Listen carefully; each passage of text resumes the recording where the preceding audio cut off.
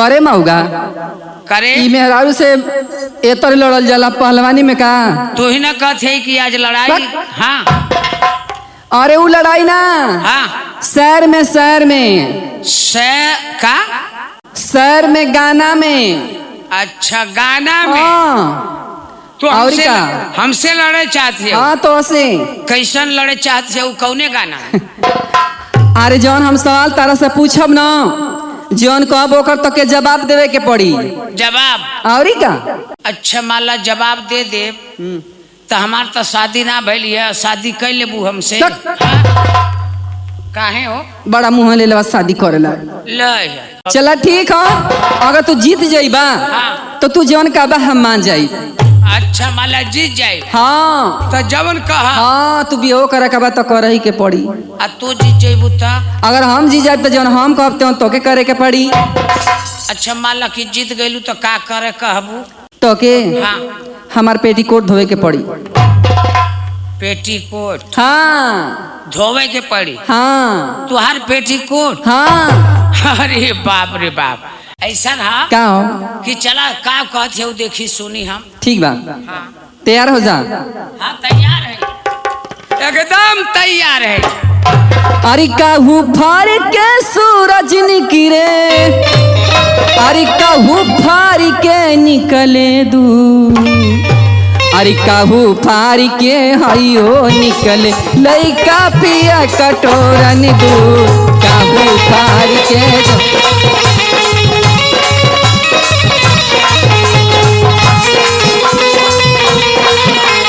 सुनत हा अरे हाँ सुना था।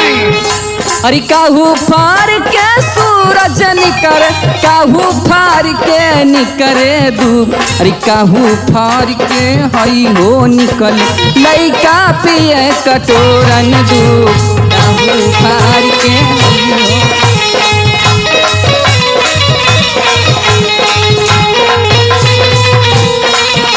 बताओ बताओ हम जानत है कहते हो काव फार के सूरज निकरे काहू फार के निकरे दूब दूब। हाँ आ का फोर के है इहो निकरे लइका पिए कटोरन दूध। हाँ। तू जानती ना हो। अरे हम तो जनते बानी तारा से न पूछत हई। अरे बादल फार के सूरज निकरे अच्छा तो धरती फार के निकले दूब असीना फार के हई हो निकले असीना फार के हई हो निकले लड़कन पिए कटोरन दूध सीना फार के।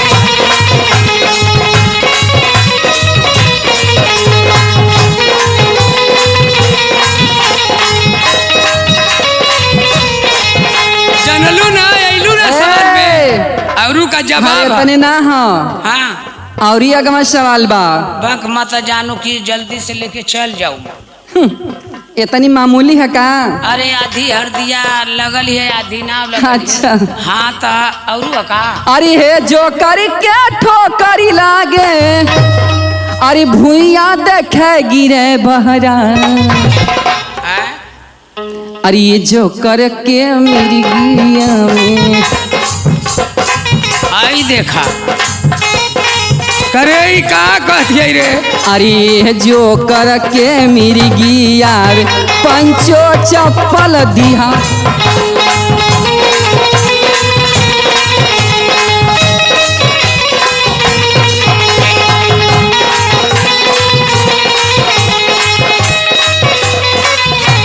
अरे हाँ ये कथिए कि ये जोकर के ठोकर लागे देखे भुइया गिरे भरा। हाँ आ ये जोकर के मिर्गी आवे पंचो चप्पल दिहा सुहार।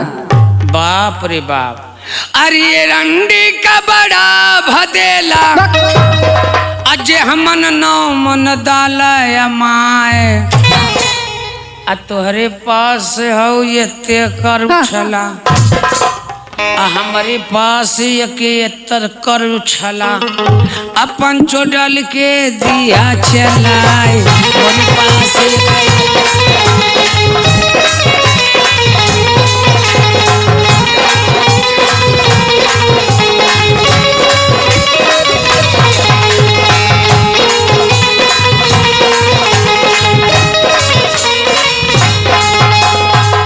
तनी ना हो ए मजानो हाली से लेके जाओ अब से चित गईला हाँ। अब तो बकिए बा अब बहन बाकी है हाँ। अरे बाप रे बाप अब बहन बाकी है हाँ हाँ तो पूरा जायदा हाँ अरे मोरी भैया हमें टैक्सी ड्राइवर अब टैक्सी लोगन कई लुआ ना देखत रानी कहीं लड़ौले रहना कुल फूक उक दे अच्छा खड़खड़ा ही लेके जात रहना हाँ आना गरीब बहन का पैकिट बस। तो के भगवती में ले जा अरे मोर भैया हमें टैक्सी ड्राइवर तो यही सड़किया पे हमें देख ले हूँ बिलरिया वाली पर हाँ जान था अरे मोर भैया हमें टैक्सी ड्राइवर ते ही सड़किया से हमें अरे तोहरी दीदी जब घूम निकल एकर देखा अरे घूमे के मेला देखे के बाजार करे खातिर अरे तो सब हो तोहरी जाला। दीदी जब घूम निकल भैया हारन दिले दबा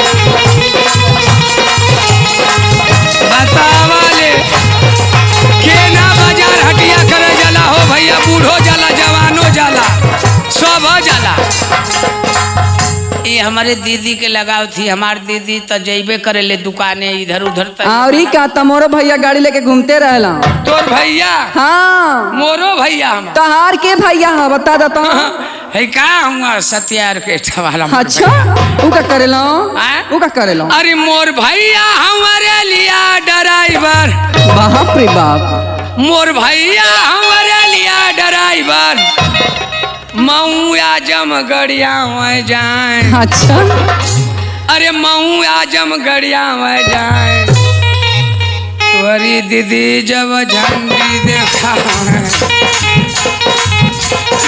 तुम्हारी दीदी जब झंडी देखावे भैया सिंगल देना गिराए तुम्हारी दीदी जब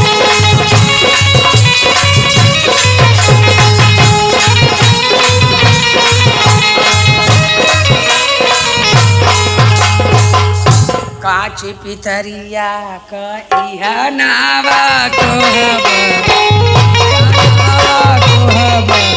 मामी के चपल ई का करथो अब ना भइल का बिया करथो का तब का जीत गइलो ना अब ना का रे अरे बहन तो सवाल बा आ? सवाल है 3 थे अब ही हाँ आयो बापा कौन सवाल है रे अगर ये बता दे बता जान जाए कि तू पक्का मर्द होगा अच्छा अच्छा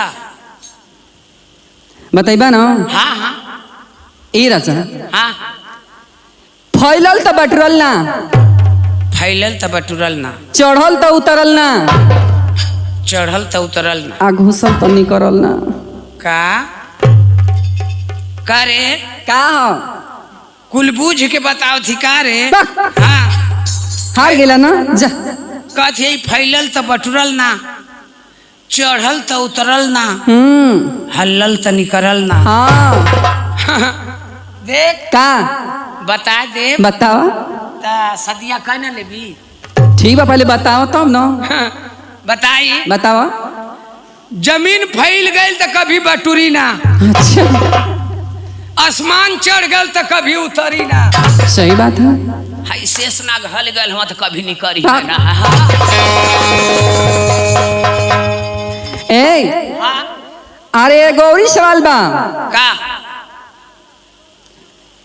चढ़ल चढ़ल त ना पौलो अच्छा चढ़ल त ना पौलो आ उतरल त उठा लिहल अच्छा चढ़ल त ना पौलस हाँ चढ़ल त ना पौलो उतरल त उठा लेलो बता चढ़ल त ना पौल आ उतरल त उठा ले हम बताई बतावा जौने समय में जानत से का लक्ष्मण के शक्ति बाण लगल रहा अच्छा हनुमान जी गई ना सजवन बूटी आ हनुमान जी अरे वह बजरंग बली हाँ ऐसे बोला ना हाँ गई ना सजवन बूटी आना हाँ तो इधर उधर खोजना जब पहाड़ पर ऐसन की चढ़ के खोजत हमा त ना पौना अच्छा तो उतरना तो कहना कि हट सारे के ना सजवन बूटी पहाड़ में मिलत है तो पूरा पहाड़ उठा लियो बस उतर के निहुर के उठा के लेके चल